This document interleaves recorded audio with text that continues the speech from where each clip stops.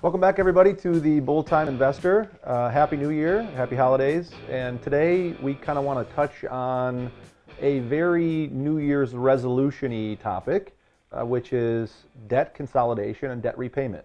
We've had a number of clients and a number of prospects, and actually people that follow the Bull Time Investor blog now kind of reach out to us and ask us for some best practices when it comes to prioritizing debt and trying to get your debt repaid. So since it's a new year and it's going to be a new you financially going forward in 2018, let's touch on some best practices. So first off, I think what's most important and what we talk about here at Financial Partners is it's extremely important to establish a small emergency fund.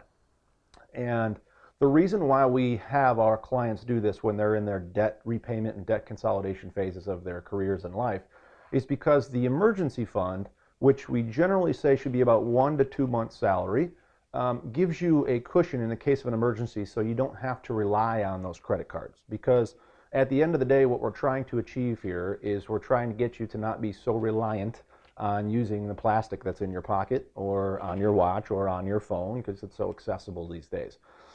So first off, kind of get that small emergency fund established. Now, keep in mind, it's still important to make your minimum payments on your credit card so that you don't go into default. It doesn't affect your credit score, but try and get that emergency fund established. Once the emergency fund is established, then it's time to start making a list of all of your debts. And it's a pretty easy process. You can use it in a simple Excel spreadsheet. What I would encourage you to do is basically look through everything that you have that you're paying that has any type of debt at all. So credit cards, personal loans, student loans, auto loans, and mortgages are typically the most most kind of carried debt that we have. And so what I would say is make a list of all of those loans in one column, put the applicable interest rate or APR attached to each one of those pieces of debt in the next column, and then in the last column put the minimum payment that is required for you to make on a monthly basis, and kind of list that out on an Excel spreadsheet so that it gives you kind of a guideline of what you have to do when it comes to start prioritizing your debt, which now is what we'll talk about.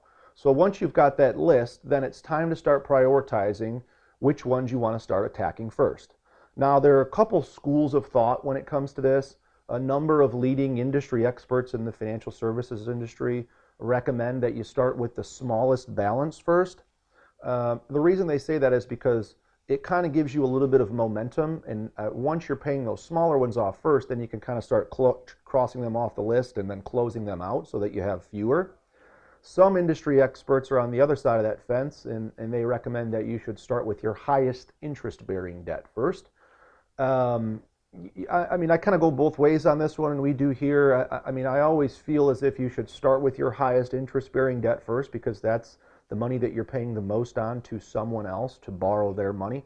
But at the end of the day, if it makes you comfortable crossing off the list quicker, then start with the ones that have the smallest balance. There's absolutely no wrong or right way to do this, but at least establishing a plan is very much recommended, at least by us. So there are also a number of ways, and we've had some of our video blog followers ask us questions about proper ways to consolidate. So, you know, if let's say you've got 8 credit cards and you've got your mortgage and you've got your student loans and your car loans and so on and so forth, is there a way to where you could get that down into kind of a smaller payment?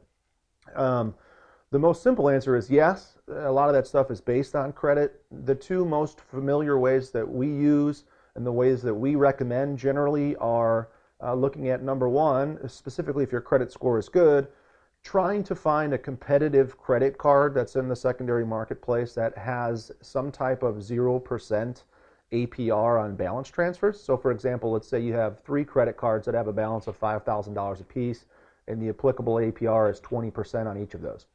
So you're paying 20% interest on those balances over the course of a year. If you can find a credit card in the secondary marketplace that offers, let's say, a 0% APR interest rate for the first 18 months, you can take all of the balances on those 3 cards, convert them into the one that has 0%, close out the other 3, and start attacking all of that debt at 0% until it's completely paid off. that is the most efficient way to do it and the most cost practical way to do it, I would say, for lack of a better term. Another avenue that you could look at, specifically now that interest rates are still ranging around historical lows, is looking at, if you do have a mortgage, any type of equity that you have built up. There are competitive products such as home equity lines of credits that your local credit unions and banks offer. A home equity line of credit generally allows you to borrow up to around 80% of the value of your home. And the nice thing about the home equity line is that it allows you to use it to pay off existing debt, but all of the interest that is accrued on the home equity line is actually tax deductible because it's against your primary mortgage and your principal residence. So those are two kind of cost saving strategies that we use when it comes to debt consolidation. So once you've got your priority list set, you've got your emergency fund set, you've got a game plan,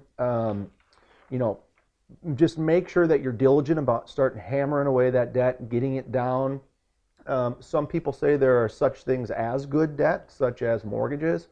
We are a firm believer in owning your own home here. It does build equity over time. But just keep in mind that the end goal here is to be able to save more for your retirement. And the sooner that you can get your debt paid off, the faster you're going to be able to start putting much more away for your retirement, and the sooner you're going to be able to retire debt-free. And that's all we've got for today. Happy New Year, everybody. Until next time on The Bold Time Investor, we look forward to seeing you then. Thank you.